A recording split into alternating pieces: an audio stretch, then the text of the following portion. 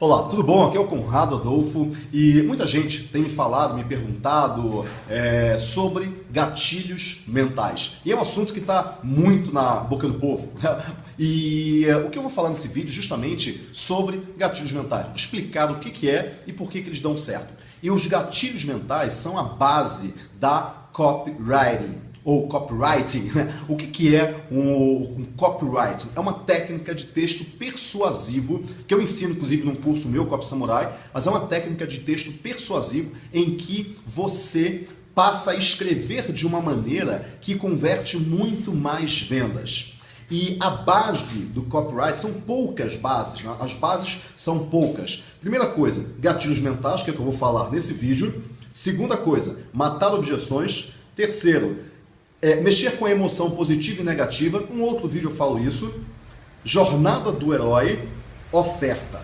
Então você tem basicamente 5 coisas que, se você souber bem, existem algumas outras, lógico, mas se você souber bem essas 5, você consegue fazer um bom texto persuasivo, uma boa copy, ok? Então vamos lá. Quem escreve uma copy, quem escreve um texto persuasivo ou uma cópia, aqui no Brasil ainda se tem dúvida se chama de copy ou de cópia, mas eu prefiro chamar de copy até que se decida. Copy é o termo norte-americano, copy, C-O-P-Y mesmo. Quem escreve uma copy é chamado de copywriter, ok? C-O-P-Y-W-R-I-T-E-R, ok? Copywriter. E ele vai escrever uma copy ou fazer um trabalho de copywriting, ok? Legal. Agora, o que essas palavras em inglês esquece? A questão é texto persuasivo, ok? Texto vendedor. São técnicas para você escrever um texto. E uma dessas técnicas que eu falei que eu ia comentar nesse vídeo são os gatilhos mentais. Os gatilhos mentais são a base, a principal base de uma boa copy. O que é um gatilho mental? Primeira coisa, vamos entender o nosso cérebro. Como é que se processa uma decisão de compra?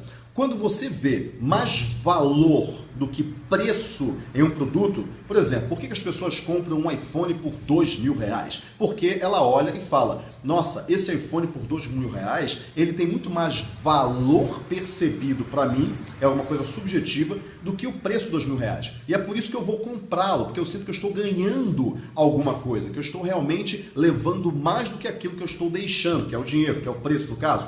Legal? Então, quando o preço passa do valor, a gente tem a compra. Quando a gente não percebe valor em um produto em que o preço está abaixo do valor, por exemplo, para mim, um passador de slides tem muito valor. Por quê? Porque eu sou um palestrante. Mas para minha mãe, por exemplo, que não dá palestras, para ela tem valor algum. Ou seja, eu compraria um passador de slides por R$200, R$300, que seja. A minha mãe não, porque ela não usa. Valor e preço são coisas muito diferentes. Se você percebe muito valor para um preço menor, você compra. Se você não percebe valor, você não compra. O que os gatilhos mentais fazem? Fazem com que o valor percebido aumente. Por exemplo, quando eu falo para você, digamos que eu seja um vendedor de sapatos e você esteja comprando um sapato, ok? Digamos que você seja uma mulher e esteja comprando um sapato feminino, ok? Só um exemplo. E eu falo para você o seguinte, você está experimentando um sapato e eu falo para você o seguinte, olha, essa coleção aqui é uma coleção que chegou da Itália, agora há pouco tempo, e chegaram pouquíssimos pares, é uma coleção super limitada, e esse par, inclusive, é o último. Próxima coleção só daqui a um ano. Eu estou usando diversos gatilhos mentais nessa argumentação. O primeiro gatilho que eu estou usando é de autoridade. Quer dizer, esse par de sapatos é uma coleção que chegou da Itália. O segundo que eu estou usando é escassez. Coleção limitadíssima, poucos pares. E eu estou usando de novo escassez quando eu falo que aquele par é o último. Isso faz com que o valor percebido daquele par de sapatos aumente com relação ao preço dele. E, muito provavelmente, uma mulher vai chegar e vai falar o seguinte, nossa, é o último? Peraí, se é o último, deixa eu pensar direito se eu vou levar ou não, porque vai que eu perco esse último par de sapatos. Isso é o gatilho da escassez. E existem vários. Quando eu falo para você o seguinte, a compra nesse site é uma compra segura, porque nós estamos em um ambiente que é totalmente controlado e o seu cartão de crédito não corre o risco de ser copiado por algum hacker. Mais alguns gatilhos. Gatilho da segurança, essa é uma compra segura. Gatilho do motivo, gatilho do porquê, porque esse ambiente é totalmente controlado. E gatilho do medo, e o seu cartão não corre o risco de ser copiado por hackers. Então, quando eu uso gatilhos mentais na minha argumentação, ela ganha muito mais força.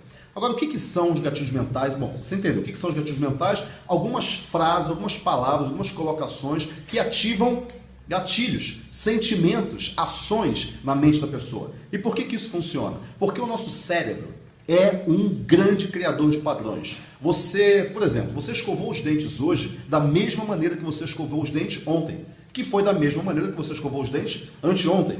Você abriu a porta de casa ontem, quando você chegou, da mesma maneira que você abriu a porta de casa anteontem. Quer dizer, você coloca a chave de um jeito, você vira a maçaneta de outro. É exatamente o mesmo jeito todos os dias, ou muito parecidos.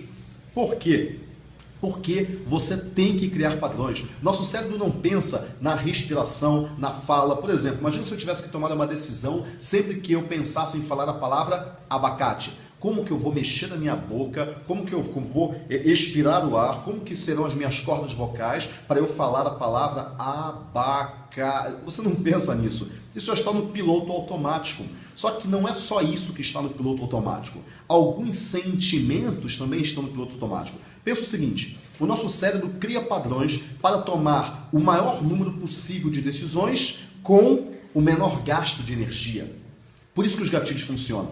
Porque pensa o seguinte, se eu tivesse que pensar para falar a palavra abacate todas as vezes que eu pensasse em falar a palavra abacate, tivesse que decidir como que eu ia mexer na minha boca, como que eu ia expirar o ar, a minha vida ia ser um inferno, porque eu ia pensar em tudo, eu ia pensar em como mexer as minhas mãos, como respirar. Isso não é uma decisão consciente, é uma decisão que está no inconsciente.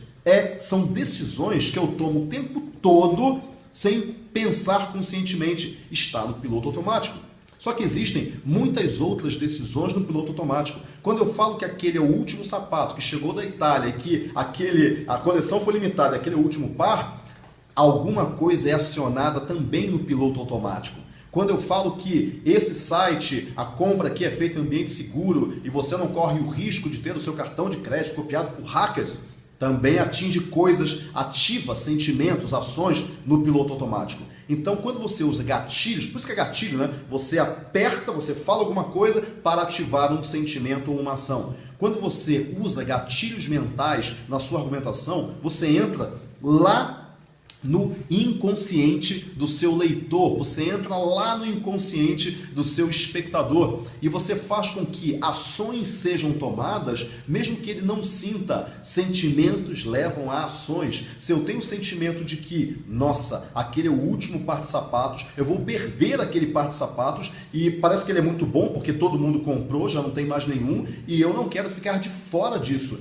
O valor aumenta, a chance da compra aumenta porque eu usei alguns gatilhos, ativei sentimentos que ativam ações lá no nível inconsciente. Isso são gatilhos mentais e dá muito certo quando você usa esse tipo de técnica na sua argumentação, ok? Bom, esse vídeo é só para explicar para você o que são gatilhos mentais, que é a base da copywriting, que é a base de um texto persuasivo. Em outros vídeos eu vou explicar alguns gatilhos, vou explicar também como é que você mata objeções, as 23 objeções clássicas e emoções humanas. Bom, tem muita coisa para a gente ver por aí. Então, um grande abraço e até a próxima.